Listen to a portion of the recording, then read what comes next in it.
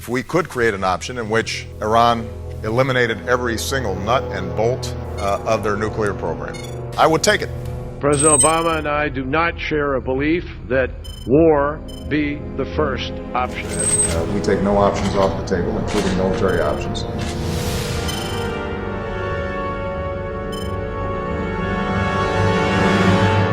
14 ژوئیه 2015 وین. Thank you. با امضای توافق هسته‌ای میان ایران و گروه 5 به علاوه 1 به نظر می‌رسد سایه جنگ از روی ایران برداشته شده است. جان کری وزیر امور خارجه وقت آمریکا Prevailed over the prospect of nuclear conflict and allowed us to avoid the devastation of a third world war. اوباما پس از برجام If Iran does not abide by this deal, it's possible that we don't have an alternative. We prevented a potential conflict. We built an important element of security for the region and for the world. اما آیا توافق هسته‌ای مانع جنگ با ایران شده است؟ فلوریدا، پایگاه هوایی مکدیل، ستاد فرماندهی مرکزی آمریکا، سنتکام. همه نیروها آماده و منتظر صدور فرمان حمله هستند تا از زمین، دریا و هوا به ایران حمله کنند.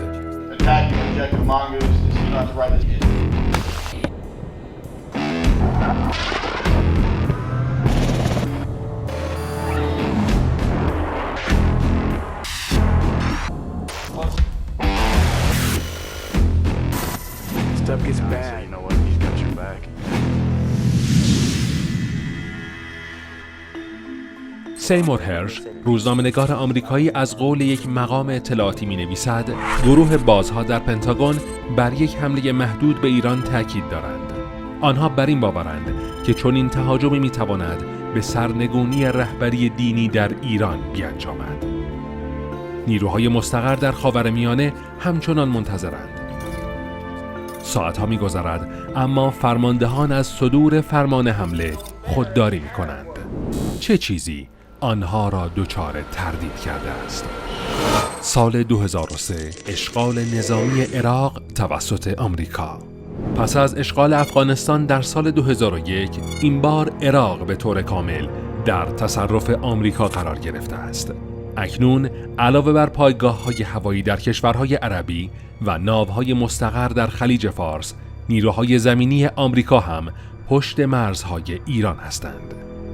ویلیام لیند میگوید هرگاه ما تصمیم به مداخله بگیریم، عملکرد ما باید به گونه‌ای باشد که هرچه سریعتر به نتایج سرنوشت ساز دست یابیم. ولی شرایط آنطور که تصور میشد پیش نرفت. این جنگ ها حدود 14 سال طول کشید.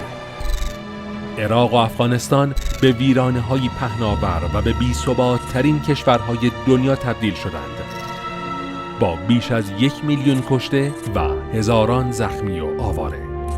نیروهای آمریکایی در حالی از عراق و افغانستان خارج شدند که بیش از 6,000 نفر از سربازان ارتش آمریکا دیگر به خانه برنگشتند.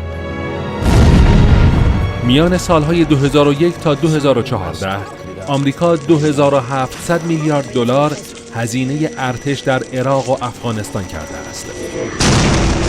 رقمی که حدوداً معادل 1/6 کل بدهی‌های خارجی ایالات متحده است.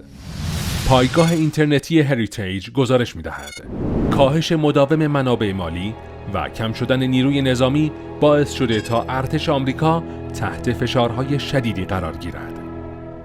آدام بیلادر می‌نویسد ایران، افغانستان یا عراق نیست. ارتش ایران به مراتب قوی‌تر و توانمندتر بوده و پس از حدود 1 دهه بررسی جنگ در عراق به خوبی با تاکتیک‌ها و استراتژی‌های جنگی ارتش آمریکا آشنایی دارد.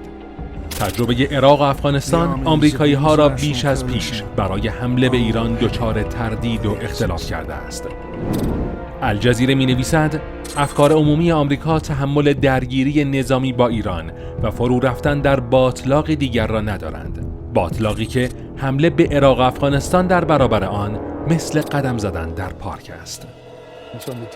لئون پانتا میگوید جنگ با ایران به ویژه در دورانی که اقتصاد اروپا و آمریکا متزلزل است، پیامدهایی بسیار جدی خواهد داشت. اما این پایان ماجرا نیست. بیش از 40% از نفت مورد نیاز دنیا از تنگه هرمز عبور می کند و بخش عمده آن در تسلط ایران است. روزنامه وال استریت جورنال گزارش می دهد منهدم شدن چند نفتکش به وسیله قایق‌ها، موشک‌های کروز و توپخانه ایران در تنگه هرمز و اعلام این خبر که تنگه مذکور منطقه جنگی است برای رسیدن قیمت نفت به بشکه‌ای 400 تا 600 دلار کفایت می‌کند.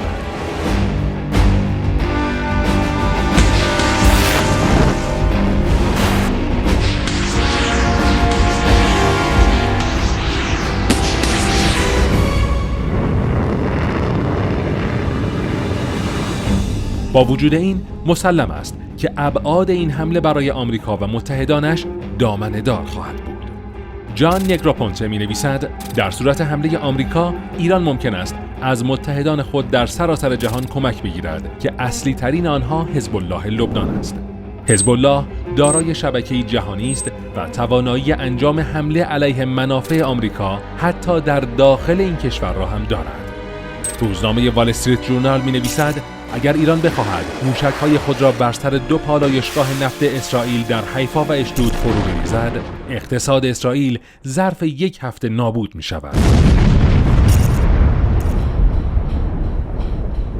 در نتیجه باید برای ابعاد جهانی این بحران فکری کرد.